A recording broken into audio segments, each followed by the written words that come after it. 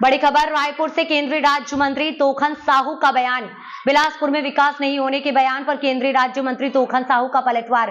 कहा, जितना विकास छत्तीसगढ़ में हुआ वह सारी विकास बीजेपी सरकार की देन है। भूपेश बघेल बता दें कि उन्होंने क्या किया, ये सिर्फ कमियां ढूंढ रहे हैं। जब इनकी सरकार थी तब कभी बिलासपुर का याद नहीं आई, छत्तीसगढ़ की याद नहीं आई। नक्सलियों को खत्म करने को लेकर कहा कि नक्सली विकास में बाधा है और इन राज्यों ने बहुत झेला है। हमारी सरकार संकल्पित है 2026 तक छत्तीसगढ़ नक्सल मुक्त प्रदेश होगा। इस दिशा में काम हो रहा है। धान खरीदी में देर को लेकर कहा कि धान के एक दाने को खरीदने को हमारी सरकार प्रतिबद्ध है। जो बातें घोषणा पत्र में थी वो पूरी होंगी। किसानों के साथ बीजेपी की सरकार है, उनको चिंता कांग्रेस ना करे। आप इस पर क्या कहेंगे? और दूसरा, उन्हें भारत रत्न की भी मांग लंबे वक्त से होती रही है। राज्य आप मंत्री हैं केंद्र सरकार में, किस तरह से इसे देखिएगा? रतन टाटा का निधन होना ये देश की अपूर्णीय क्षति है, उद्योग जगत का सबसे बड़ी अपूर्णीय क्षति है। उन्होंने देश के लिए बहुत योगदान दिए हैं। वो भारत के रत्न थे और भारत ने अपना एक रत्न खोया है। हम सब लोग बड़े गहरे मन से, दुखी मन से उन्हें स्मरण कर रहे हैं, याद कर रहे हैं। उनके योगदान को न हम भूल सकते, न देश भूल सकता। बहुत सम्मान के साथ मैं उनके चरणों में श्रद्धा सुमन अर्पित करता हूँ। उनको फांसी की सजा देने की तैयारी की जा रही है, तो एक तरह से राजनीतिक जो जातिगत राजनीति की बात होती है उस पर मैं श्री भूपेश बघेल जी से कहना चाहूँगा कि इस पर वो राजनीति ना करें। लोहारीडीह की घटना, उस पर माननीय मुख्यमंत्री जी ने तुरंत कार्रवाई करते हुए मजिस्ट्रियल जांच के आदेश दे दिए हैं। 1 महीने के भीतर वो रिपोर्ट सौंपेंगे। जो गलत होगा उनके ऊपर कार्रवाइयाँ होगी और जो निर्दोष होंगे उसको छोड़ा जाएगा। और तुरंत रेंगाखार के पूरे स्टाफ को बदला गया है, एसपी कलेक्टर को हटाया गया है। आप भूपेश बघेल जी के 5 साल के कार्यकाल में आप बता दें, बड़ी बड़ी घटनाएं हुई। ईश्वर साहू जी के पुत्र के साथ मां ब्लीचिंग का घटना हुआ, तब क्या किसी एक सिपाही को हटाया गया था? उनके मुख्यमंत्री निवास के सामने एक दिव्यांग के द्वारा आत्मदाह करने की कोशिश की गई थी, तब क्या किसी के ऊपर वो कार्रवाई किए थे? ये साहू समाज के प्रति राजनीति करना वो बंद करे।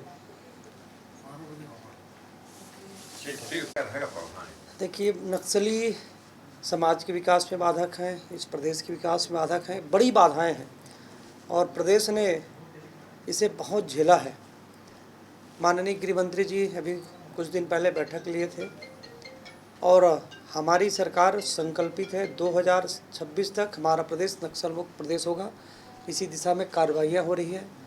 हमारे जवान नक्सलियों के खिलाफ लड़ रहे हैं, बड़ी कामयाबी मिल रही है और 2026 तक हमारा प्रदेश नक्सल मुक्त प्रदेश होगा। हमारा प्रदेश और भी तेज़ी से विकास करेगा और हम तो कहना चाहते हैं नक्सली भाइयों से कि वो बंदूक छोड़े और मुख्य धारा में वापस लौटे। सरकार सबका संरक्षण, सबका समर्थन करने के लिए तैयार है। सर, धान खरीदी के किसानों की एक एक दाना धान खरीदने के लिए हमारी सरकार प्रतिबद्ध है। जो बातें घोषणा पत्र में मोदी जी की गारंटी में कही गई थी कि 3100 रुपये में धान खरीदेंगे, एक पैसा की भुगतान करेंगे, वो काम विष्णुदेव जी की सरकार के द्वारा किया गया है। 2 साल की बोनस राशि भी दिया गया है। ये लोग गंगा जल लेकर के इन्होंने कसम खाई थी कि हम 2 साल का बोनस देंगे, दिए नहीं।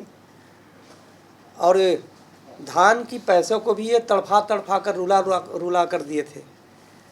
तो किसान की चिंता भारतीय जनता पार्टी की सरकार कर रही है, करेगी। हम किसान के साथ में हैं। किसान की उन्नति के लिए, किसान की तरक्की के लिए माननीय मोदी जी की सरकार और विष्णुदेव जी की सरकार पूरी तन्मयता से काम कर रही है। तो किसानों को पर्याप्त ऐसा इसे बहुत सारे लोग भी, मतलब जो प्रबुद्ध लोग हैं, शहर के लोग, वो लोग भी ठीक नहीं मानते हैं कि सुबह टहलने के लिए अगर 500 रुपये वसूले जाए महीने के। चलिए, इस संबंध में मैं बात करूँगा।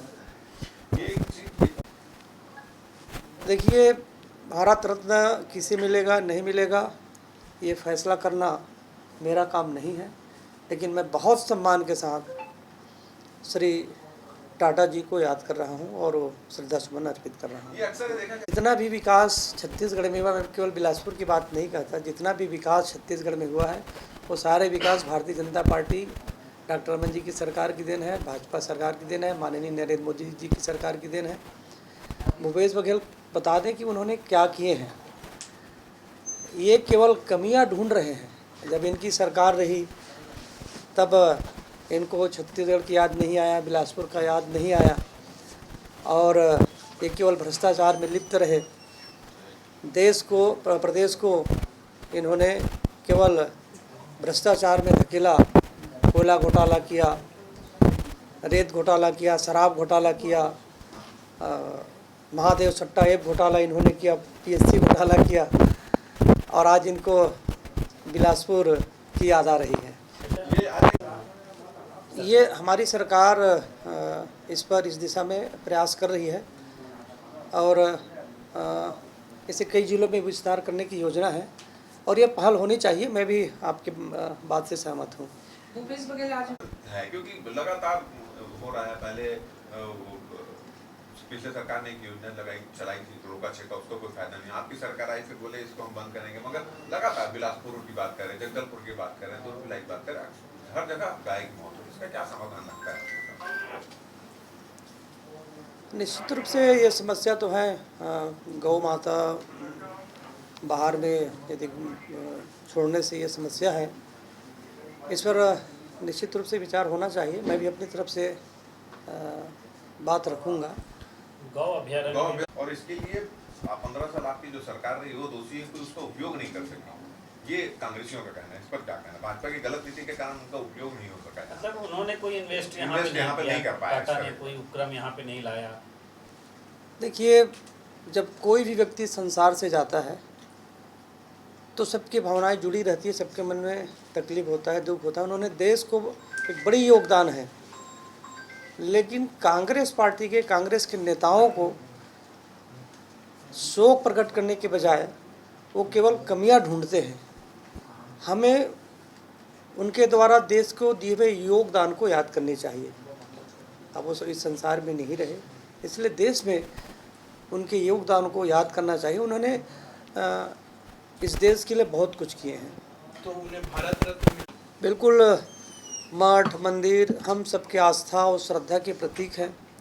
यदि कोई भी भूमाफिया ऐसे मठ मंदिर की ज़मीनों पर कब्जा करने की कोशिश करेगा, शासन सख्त कार्रवाई करेगी और भारतीय जनता पार्टी की सरकार है।